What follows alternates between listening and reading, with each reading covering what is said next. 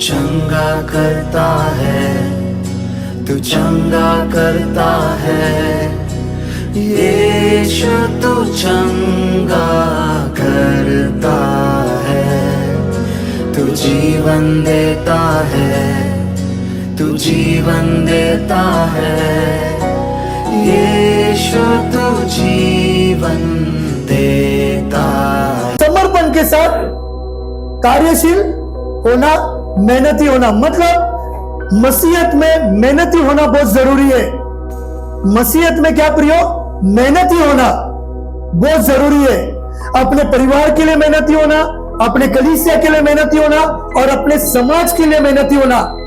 प्रियो, ये विषय क्यों ऐसा लिया गया है? क्योंकि हम देखते कि चेलों ने पूरी रात मेहनत की पर उन्हें मच्छी नहीं मिले, पर वो मेहनत करने वाले लोग थे।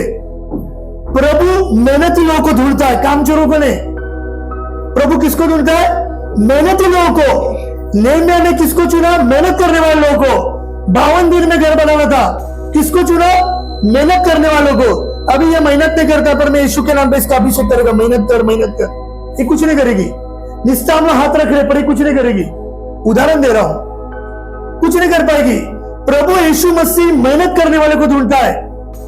तुम उस पर जैतून का तेल डालो, क्या बिली ग्राम को बुलाओ या किस पर भी हाथ रख के प्रार्थना करो, काम नहीं बनेगा जब तक वो खुद मेहनत करने के लिए तैयार नहीं है।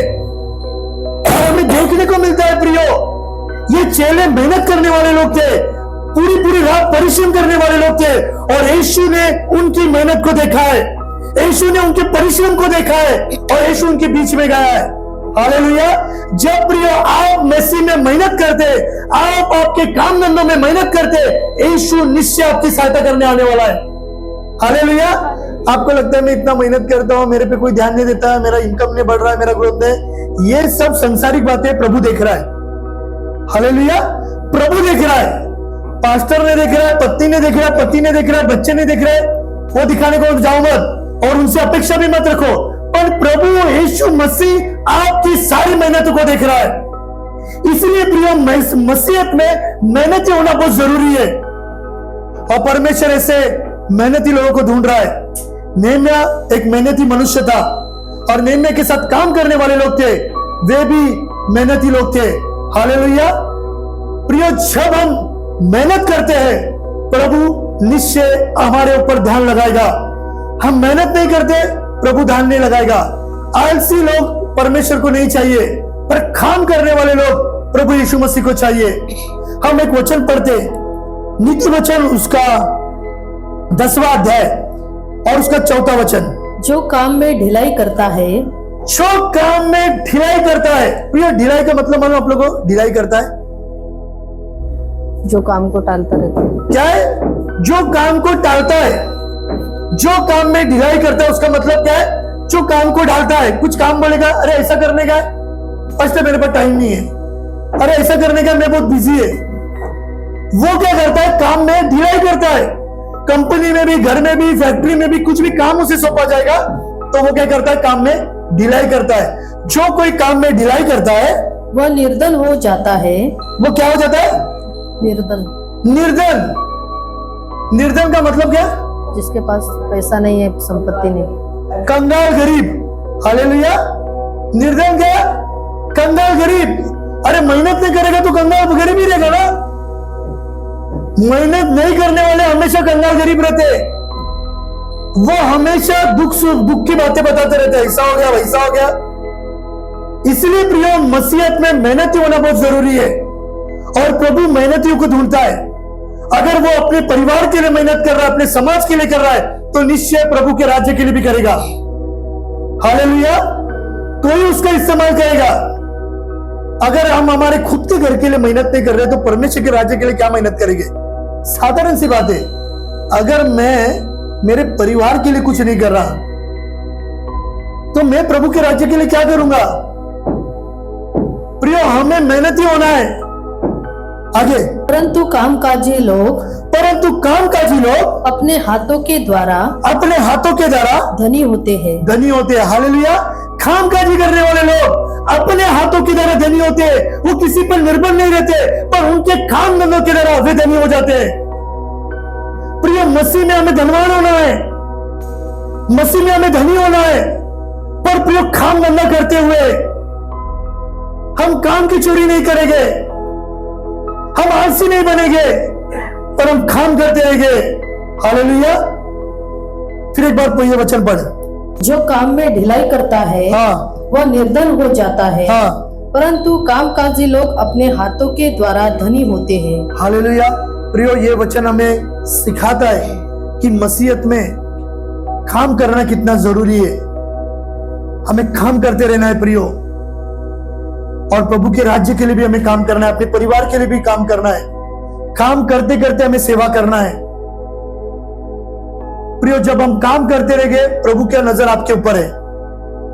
आप किसी भी क्षेत्र में क्यों ना हो, आप काम करते रहिए, प्रभु आपको इस्तेमाल करेगा, अलग रीति से इस्तेमाल करेगा, पर हम काम करने वाले होने चाहिए। नीति वचन 13वां अध्याय उसका 4वां वचन।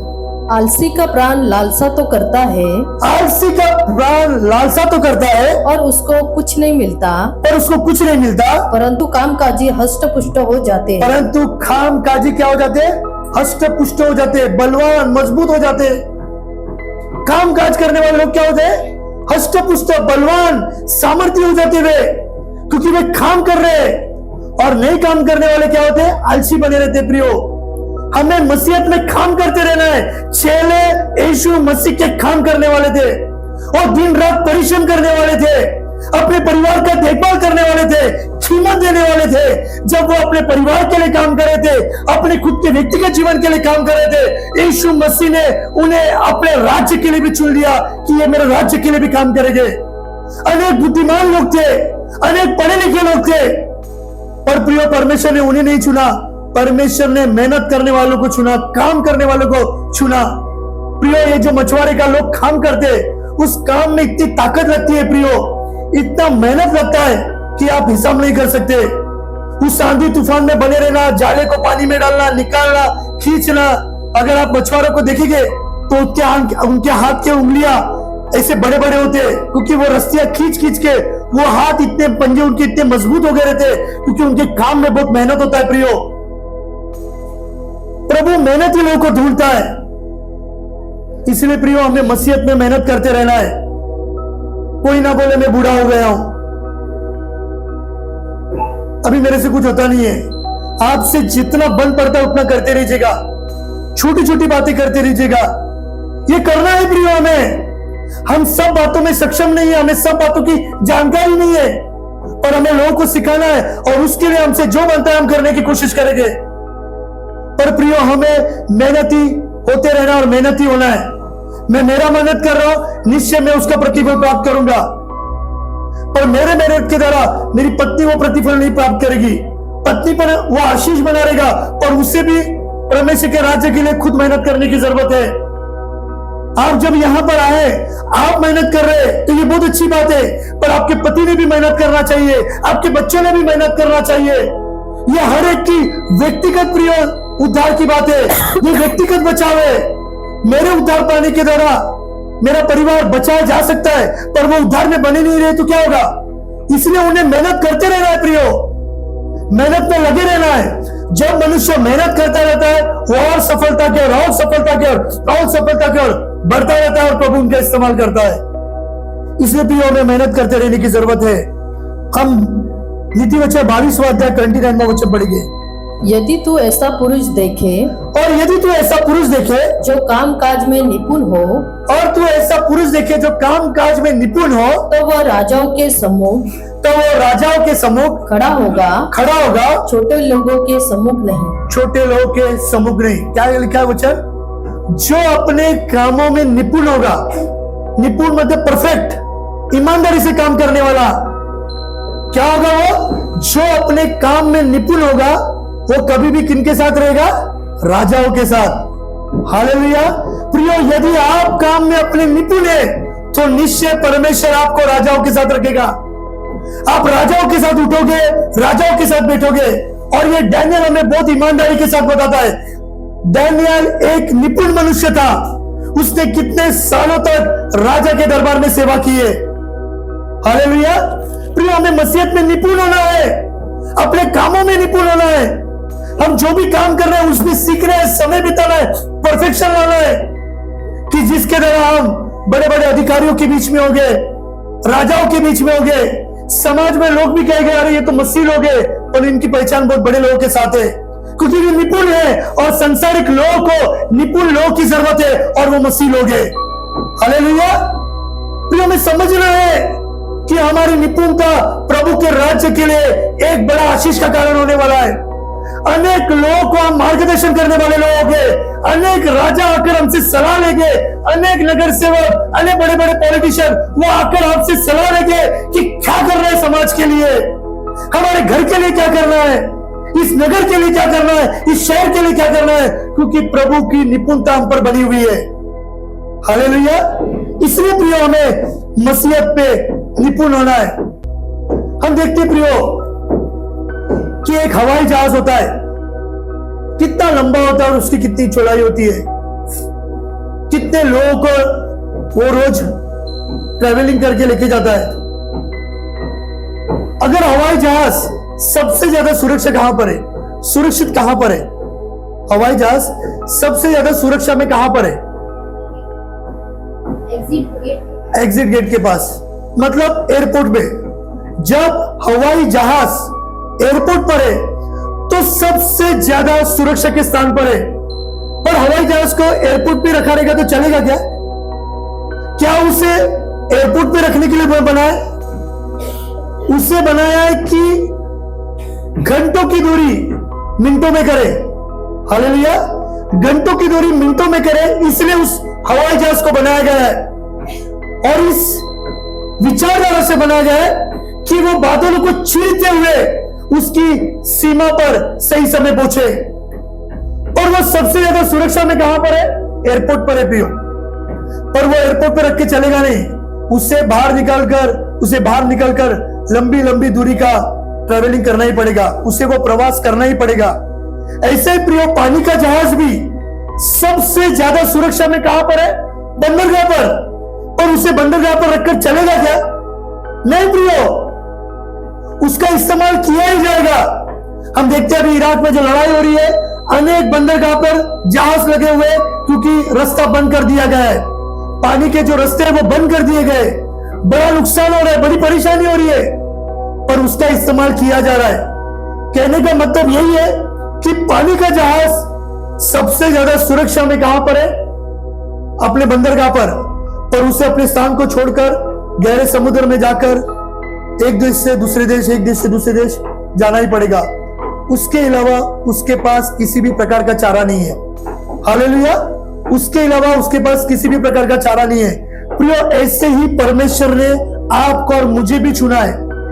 यह हमारा सुरक्षा का स्थान है, पर यहां पर बैठकर काम नहीं बनने वाला। हालेलुया। यहां पर बैठकर काम नहीं बनने वाला। आपको अपना स्थान छोड़कर इतर लोगों पे जाना ही पड़ेगा, उन्हें जाकर यीशु मसीह का वचन सुनाना ही पड़ेगा। तो ही प्रिय परमेश्वर आपको शाबाशी देगा और प्रभु के राज्य के लिए प्रभु आपका इस्तेमाल करेगा। आप मेहनती है, आप यहां पर बैठे तो आपके द्वारा अनेक लोगों तक परमेश्वर का सुसमाचार पहुंचाया जाएगा। आपको परमेश्वर ने अपनी सीमा को बढ़ाने के लिए बुलाया है। प्रभु ने क्या किया? आपको अपनी सीमा को बढ़ाने के लिए बुलाया है। अगर आप आपकी सीमा को नहीं बढ़ा रहे प्रियो, तो उसको मैं भी कुछ नहीं कर सकता। पर आपको समझना है कि आप जब यहां पर आए, प्रभु आपकी सीमा को बढ़ाना चाहता है। आप एक ऐसे हवाई जहाज है, आप ऐसे पानी के जहाज है जो लंबी दूरी तक जाने के लिए प्रभु ने आपको चुना है प्रियो। लंबी दूरी तक जाने के लिए, अनेक लोगों तक पहुंचने के लिए प्रभु ने आपको और मुझे चुना है। और यह काम प्रियो करने के लिए प्रभु ने आपको बुलाया है। आपको मसीहत में मेहनती होना है और काम करते रहना है कि जिसके द्वारा प्रभु की नाम की महिमा होती रहेगी। रोमी की पत्री उसका 12वां अध्याय उसका 8वां वचन। जो उपदेशक हो वो उपदेश देने में लगा रहे। जो उपदेशक हो वो उपदेश देने में लगा रहे। जो परमेश्वर की वचन की बातों का सही रीति से उपदेश दे रहा है, वो क्या करता रहे? वो उपदेश देता रहे, वो अपने कामों को बंद ना करे। अगर प्रभु ने आपको चुना इन बातों के लिए, आप उपदेश दे रहे तो उपदेश देते रहिए। दान देने वाला उदारता से दे। दान देने वाला उदारता से दान दे। उदारता से दान मतलब हंसते हुए पूरे मन से वो दान देता रहे, क्योंकि परमेश्वर ने आपको उसी लिए चुना है। और वो उस काम को बंद मत कीजिए। दान देने वाला उदारता से दान देते रहे, क्योंकि मेहनती मनुष्य ही दान देता है। अगर मेहनती मनुष्य देगा तो क्या बोलेगा? अरे पैसा नहीं है। क्या बोलेगा? पैसा नहीं है। पर मेहनत करने वाला ही मनुष्य उदारता से दान देता रहता है। आगे, जो अगुवाई करे वह उत्साह से करे। जो अगुवाई करे वो क्या करे? उत्साह से करे, पूरे ताकत के साथ, पूरे जोश के साथ। तो चलो उत्साह के साथ प्रियो, हमें परमेश्वर ने चुना है प्रियो, उत्साह के साथ काम करते रहेंगे। प्रभु ने जो दान दिया उसका इस्तेमाल हम करते रहेंगे प्रभु के राज्य के लिए। चौथा, जो दया करे वह हर्ष से करे। जो दया करे वो हर्ष से करे, आनंद के साथ दया की जाएगी। दया करने वाला क्या करता रहेगा? आनंद के साथ, हर्ष से, खुशी से दया करते रहेगा। दया करने के बाद चार लोगों को बोलेगा नहीं, ये ऐसा था, इसका हालत ऐसा था, मैंने मदद किया। ये ऐसा था, वैसा था, इसका मैंने मदद किया। वो ऐसा था, मैंने इसका मदद। ये नहीं है प्रियो। उत्साह के साथ, उदारता के साथ, आनंद से वो दया करते रहे। और ये प्रियो मसीह यीशु में अपनी सेविकाई है। ये हमारी मेहनत है। आपको प्रभु ने जो दान दिया इन चारों में से, उसे काम में लाइए। प्रभु आपका और प्रभु के राज्य के लिए इस्तेमाल करेगा। इब्रानी की पत्री उसका 6 का 10वां वचन पढ़ेंगे। क्योंकि परमेश्वर अन्यायी नहीं कि तुम्हारे काम और उस प्रेम को भूल जाए, जो तुमने उसके नाम के लिए इस रीति से दिखाया कि पवित्र लोगों की सेवा की और कर भी रहे हो। प्रिय, प्रभु हमारी सेवा को जानता है। वो कहता है कि तुमने पवित्र लोगों की सेवा की और कर भी रहे हो। ये करते रहना है प्रियो, मेहनती बना रहना है प्रियो, मेहनत करना छोड़ना नहीं है, काम करते रहना है। और ये परमेश्वर के चेले काम करते हैं प्रियो, हमें भी ये काम करते रहना है। 11, पर हम बहुत चाहते हैं कि